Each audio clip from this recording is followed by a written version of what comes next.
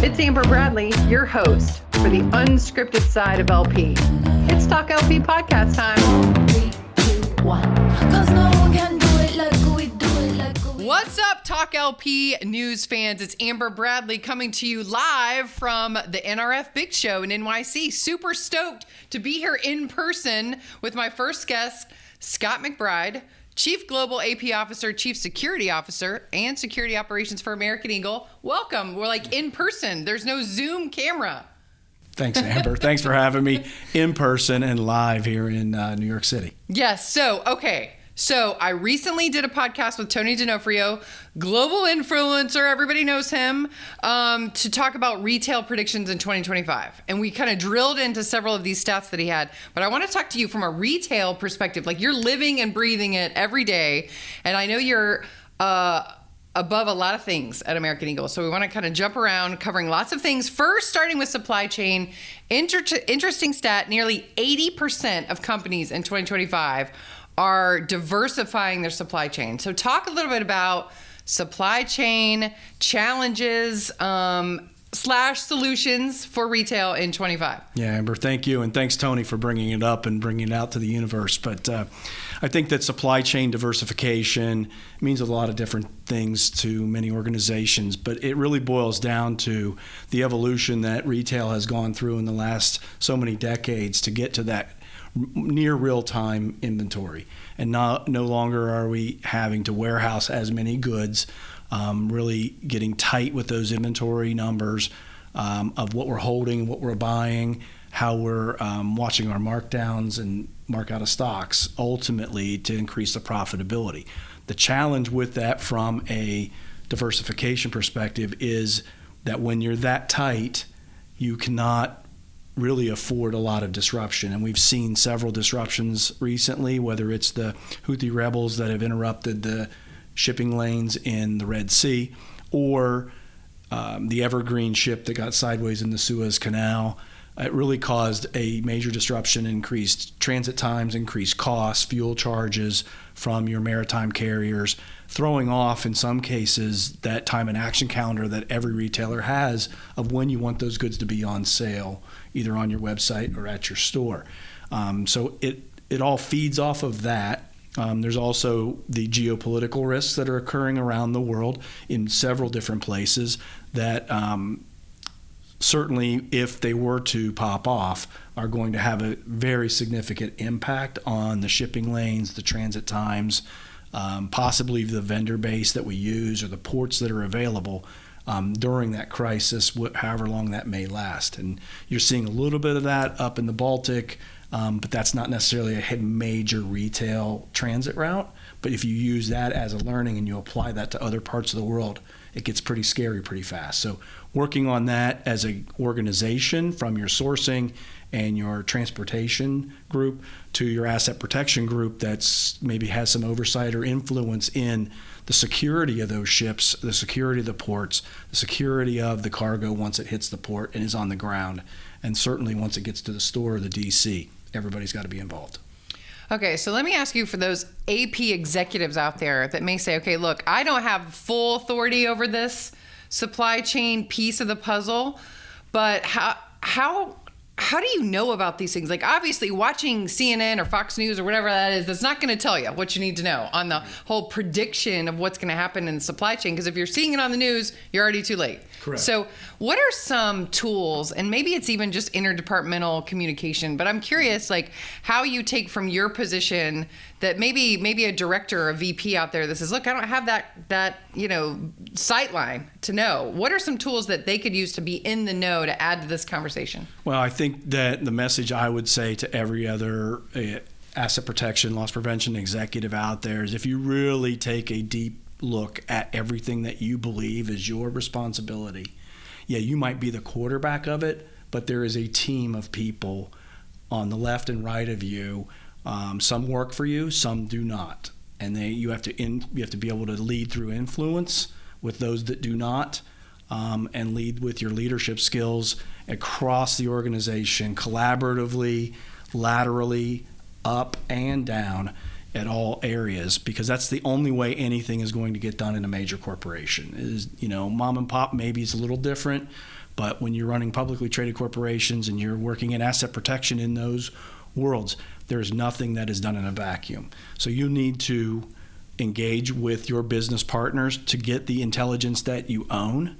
Then you'll need to engage with your solution providers, of which there's a myriad of them, to build out a form of risk intelligence that's giving you more information before, as you said, CNN or ABC, NBC are telling you about it on the stream. Yeah.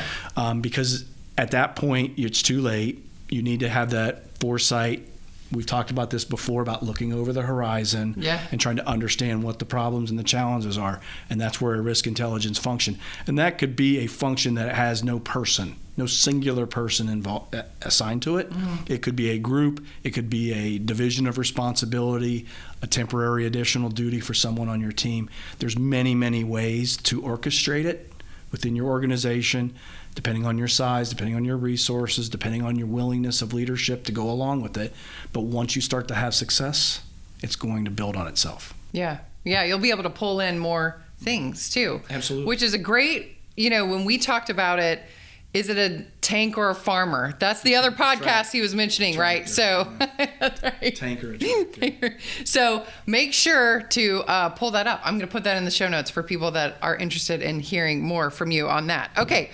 Subject change into, I think, what is like, I'm already sick of hearing it. It's like January 10th, but AI, ding, like artificial intelligence applications. Interesting enough to know that LP was listed as second in an organization as the one that's going to use AI the most, which was, really interesting and makes me say, what examples of that? Like, obviously video analytics we've been using a long time, and is it just a souped up, like, hey, video analytics got a rebrand and now it's AI?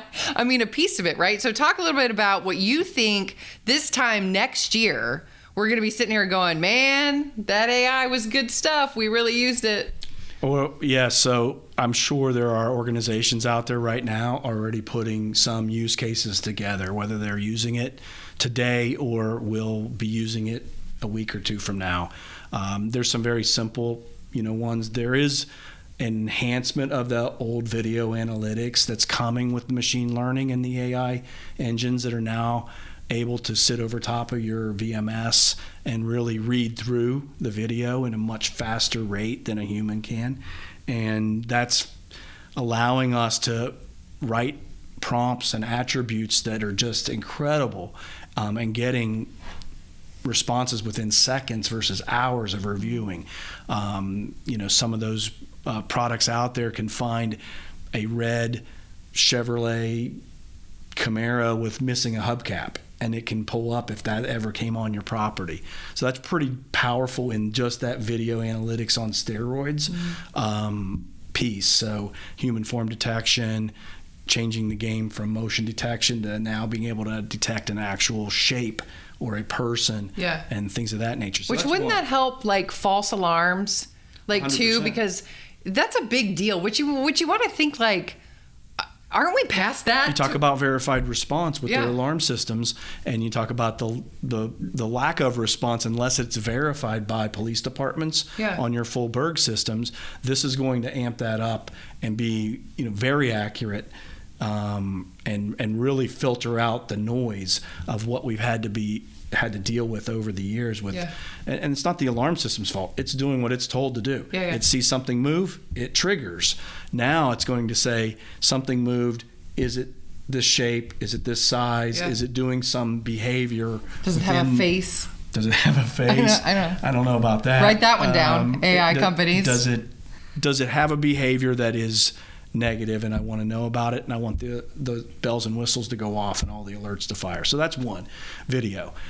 Two, I think in the reports analytics and detail of all of the exception-based reporting, your shrink analyzers, your risk modeling, and all those things, when you're talking about asset protection and you're talking about multi-store retailers that have hundreds, thousands, tens of thousands of locations, how do you leverage your AP team, your LP team across all those locations in a way that's as smart as you possibly can be. AI and machine learning is going to be able to help take in all of that data, all those data points, and really drive a risk-based approach to store visits, store audits. Like, what do you need to look at? Like, if you're planning this, where should you go to look at it? And what store should you go to first? 100%. Yeah. And make you extremely efficient. As efficient as you may be today with what you have, this is going to amp that up and make you even more efficient as well. So that's another piece. I think the third bucket is in the generative area, creating training. And we know that those are not going to be long, drawn-out trainings. They're going to be micro-learnings, if you will, for our sales associates. Everyone knows that. For I our dig associates. That's my bag. And for your staff on premise and folks in the distribution centers or any level, any job role within the organization, even at corporate. Just going through, having those micro-learnings, allowing that training to sink in and really hit home versus pouring a huge bucket of training over top of somebody. 7-hour new hire and letting training. something just fall onto the floor and wash down the drain. Right. And they never remembered that you were even told that. Yeah. So that's going to help with that, because the speed and efficiency at which your L&D department or someone even within your team can generate that training, like you could almost do it as an alert. Yeah. If you have a scam that's emerging at a store and you need to generate a 1-minute video on it, you can do it in 12 minutes. Yeah. And then you can get it sent down as soon as possible. So that's a huge piece. And that's just in the training piece. There's certainly in policy writing, consistency of all your policies and procedures, gap analysis of your program. You can leverage AI to just help you find those pieces that you still need to create. It's not going to write it for you, but it could tell you, hey, of all the ones I can read on the internet, I can tell you you're missing this and this and this. Yeah. That's perfect, because it would take you a long time and or another problem before you might realize you have a gap in some procedure. So that's a third one. And I think the last one's just in that machine learning repetitive task piece, whether that's in your asset protection department, it's in your GSOC, analyzing intelligence, it's in your distribution center with handling all of the traffic at shift change and being able to alert the staff to the exact moment in time that they have to be paying attention. Yeah. I think that's highly important. I think that's another big piece of where AI is going to come into asset protection. Yeah, I think there's new video people on the scene that specifically think about that GSOC example, where it's like, look, you may not have to have 20 folks in your GSOC or whatever monitoring constantly. Maybe you could reallocate 10 of those people to be doing something else, to be security at something else. And I think that is the beauty, and I think something we'll talk about at our council meeting is how do you reuse those resources to grow your department? Not necessarily grow it in size, but grow it in capability, grow it in speed and productivity, and to really become a enterprise-wide shared service across all brands, all lands of your organization, whatever that may be. And that's going to come from finding efficiency. It's not going to come from adding more people just to add more people. Yeah. It's going to be self-funded in many ways for a lot of companies.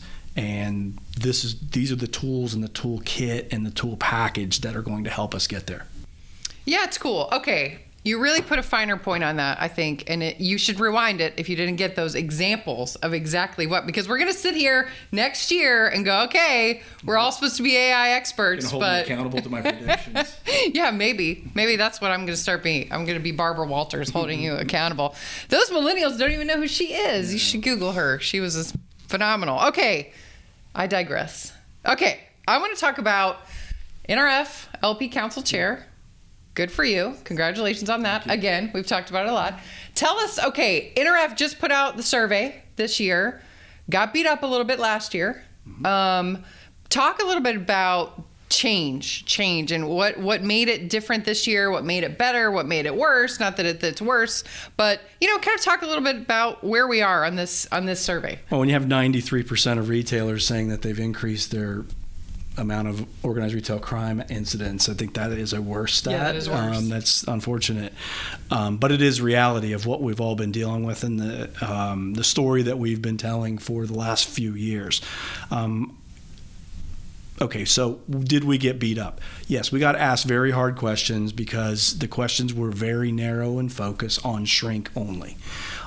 So we have worked as a team with the NRF, the NRF's media department, David Johnston, the council, the executive committee of the council, and myself personally in Washington with those organizations, with the media outlets, and with lawmakers to really change that story to retail loss. Is retail loss getting worse? Absolutely, it has been getting worse. 93% of companies can't report that it's getting worse and it not be worse. So we've been able to turn the tide slightly, or at least adjust the lens in which retail losses are now being looked at, widen it out to more of a total retail loss picture. Even though not all companies are using total retail loss, it is the story that we need to tell the lawmakers, the district attorneys, the law enforcement partners that we have when we're talking about holding people accountable to the law for breaking it, for stealing from our company, our different companies. It is about the total retail loss. So for years, as the shrink stayed the same, each company was overcompensating for the losses by things they could control, by getting more accurate with their inventory and their inventory visibility through technologies and processes, and sometimes just brute force effort within their organizations. Looking at all other aspects of that total retail loss equation that has been out there for several years now, and people have been adopting it. But the breaking point is coming where we have nothing left that we can control. We've done all we can do, and that's what we've been telling those legislators and those partners is we need their help because this is a law.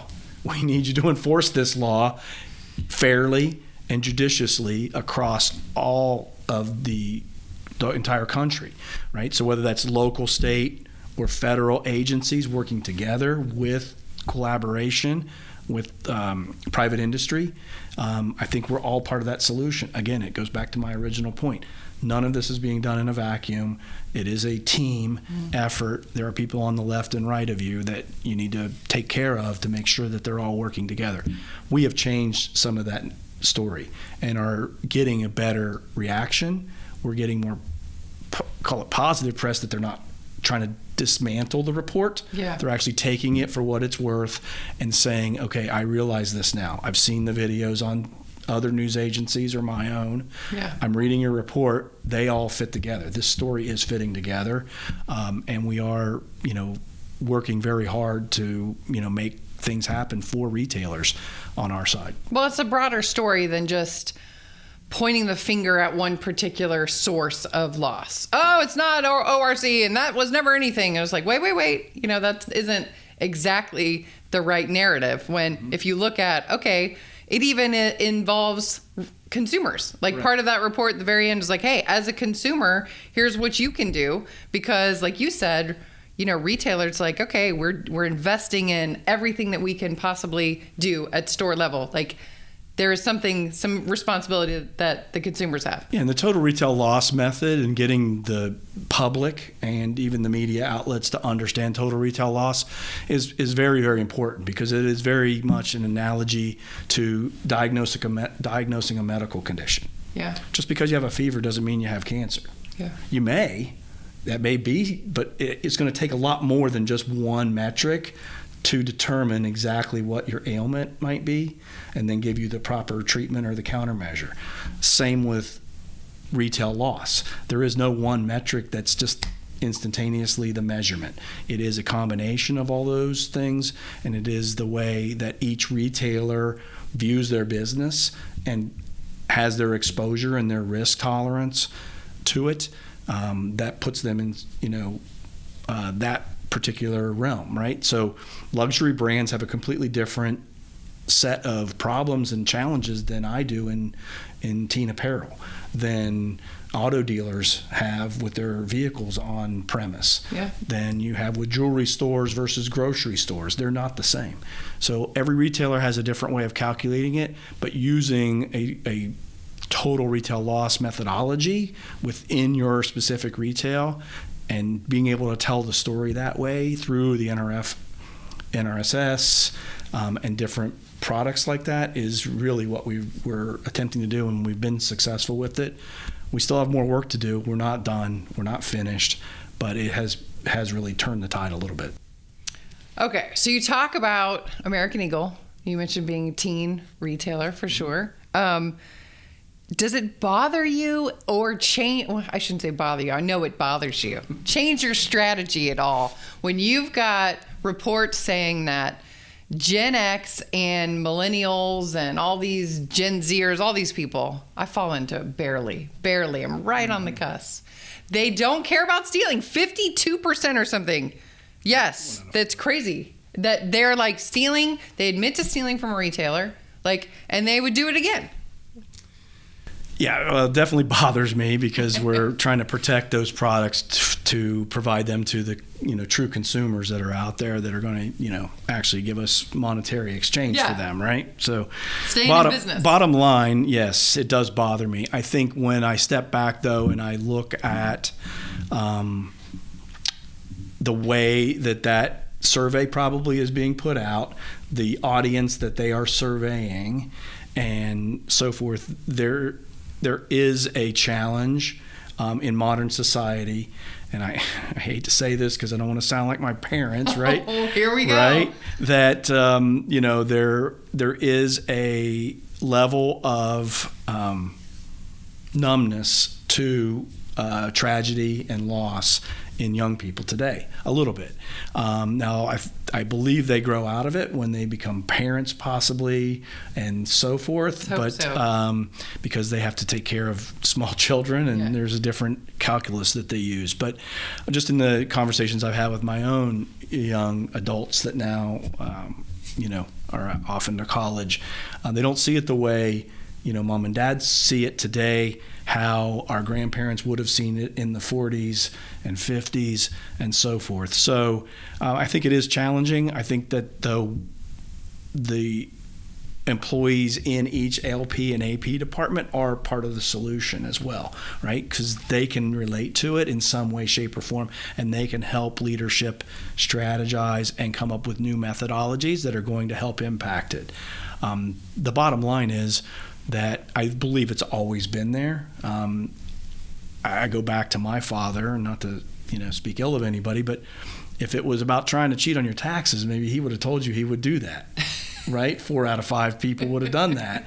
I don't know if that's a thing as much anymore, but but maybe this is the new version of that, right? Yeah. Because that's people didn't want to pay tax. People don't like to pay tax. Some people don't like to pay for retail goods. That's just how it is. And so, the continuation of personnel enhanced by the technology and empowered to do the right thing in the moment, whether that's your store teams, your associates, or your asset protection folks that work in the retail space, the same attitudes are going to have to translate to your distribution, supply chain pieces. But it's all, I call it job security, actually. Yeah, job security for sure. But it does make people stop to think, if you're still using these same tactics of the 7-hour training at new hire, of the PowerPoint that just keeps scrolling, if you're still using those same tactics, they might not be reaching these different generations. They may be making it worse. Well, I think if we look at our AP, LP departments as our businesses are looking at our customers, right? We have to meet people where they are. So if we're not meeting our internal customers where they are with our training and our tools and our education and our internal controls and accountabilities, then we're going to be missing the pitch. If you're not meeting your external customer as a business where they are, your sales are not going to be there. Yeah. You're not going to make sales, or you're going to miss your marks. So it is an evolution. It is a constant reinventing yourself.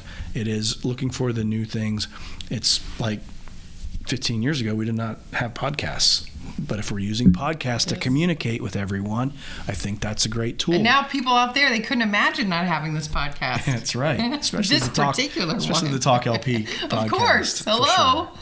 But I think that's just one prime example of a new way to communicate and leveraging technology, but with humans Yep. still involved in it, right? We haven't gone anywhere. There's no AI Amber yet. I am not an avatar, right, here. So, but I think we get the message out in a more digestible and, easier to distribute way with the stream and either being online on your phone, in your car, whatever it is. Yeah, love it. Okay, that's it from NRF live in NYC. Thank you, Scott, for dropping by the podcast hot seat. And we appreciate all you guys watching. You can always follow us on LinkedIn, TalkLPnews, or at Let's Talk LP on X, formerly Twitter. I like Twitter better than X. I don't know why. I just like the tweet. And now you can't say that. Anyway, I digress. Thanks for watching, guys. We'll talk at you soon. We're out. Cause no one can do it like we do it, like we do it, like we do it. Cause no one can do it like we do it, like we do it, like we do it.